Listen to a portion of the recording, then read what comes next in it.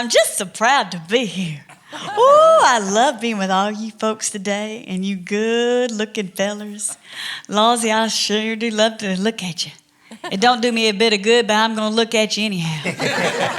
You know, I am kindly upset right now because as I was walking in here this morning, while this feller was walking alongside of me, I thought he'd give me a funny look.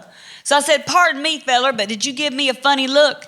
He said, "Lady, you got a funny look, but I sure didn't give it to you." His name was Billy Dean.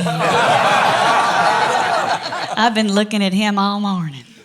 He's what you call a hunk of burning love.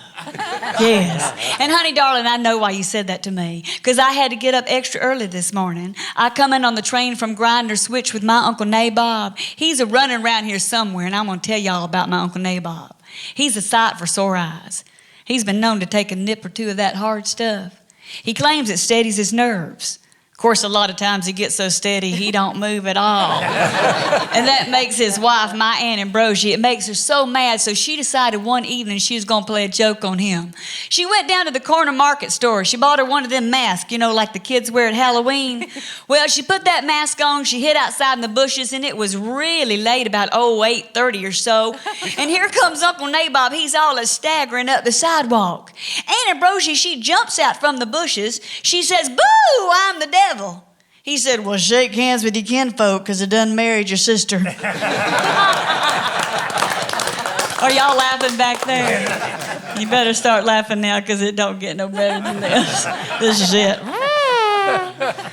You know, I was doing a show one time and this little girl come up to me. Y'all, she looked at me up and down and she said, "Lady, you're not very hip. You need to get with it and do all that rapping stuff like they do on the radio." So I went home and I wrote me a Minnie Pearl rap. Y'all want to hear the Minnie Pearl rap? Y'all want to hear the Minnie Pearl rap? I know you do. It's going to rock your world. My name is Minnie Pearl. I wear my tag to the side. I'm walking through the house, so don't you try to hide. I got my knee highs on and my orthopedic shoes. I used to be country, now I'm rhythm and blues. Howdy, howdy.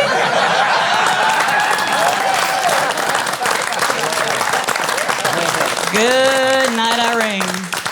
I'm going to take my hat off.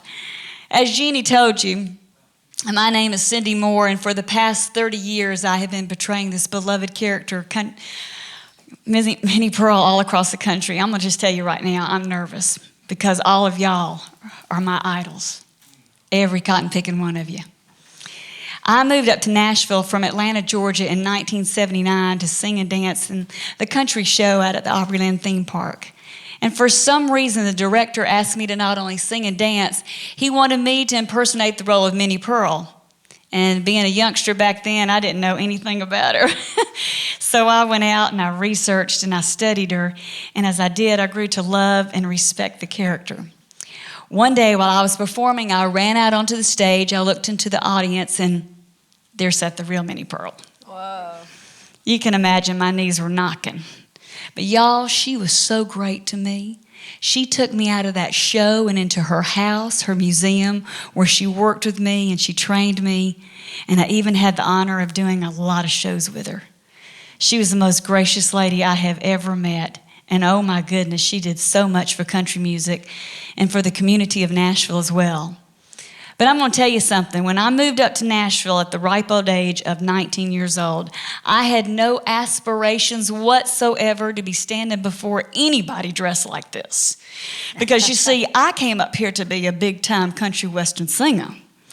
And I had my 10 minutes of fame back in the early 80s. I was on the road with a group called Dave and Sugar. And as you know, they had 7 #1 hits. And George Strait back then, well, he was our opening act. And I'm so glad I could help that feller out with his career. Anyway, after being with Dave and Sugar for 2 years, just like all the Sugars, I got fired. Sugars. I was least in the single digits, though. I was Sugar number 6. But anyway, after I was fired, I was devastated. But I went back to the theme park, and that's when I really started working a lot with Minnie. And Minnie looked at me and she said, "Cindy, you are a good little singer, but you're really funny." And if you will continue this legacy of mine, you can be working for the rest of your life. And she wasn't kidding, because I do it almost every single day, and I love it with all of my heart. And as you all know, in 1986, Sarah Cannon was diagnosed with breast cancer. She was a breast cancer survivor. She passed away from a stroke in 1996. And I'm here as an 11-year cancer survivor. So, you know, I wanted to follow in her footsteps, but not in that quite direction. But she taught me so much, and she was just such a joy to be around. And every time I go all over the country, and when people don't know who Minnie Pearl is, well, I just educate them. And I'll tell you, young and old, after I'm through with them, they love her. And I just tell you what, it is such an honor and a blessing to be able to put this hat on. I'm not the real Minnie Pearl, but I'm going to keep the legend going for everybody. Amen. And I'll tell you one thing. She used to always tell me, you reach for that moon, because you just might prick your finger on the edge of a star. Thank y'all so much for having me.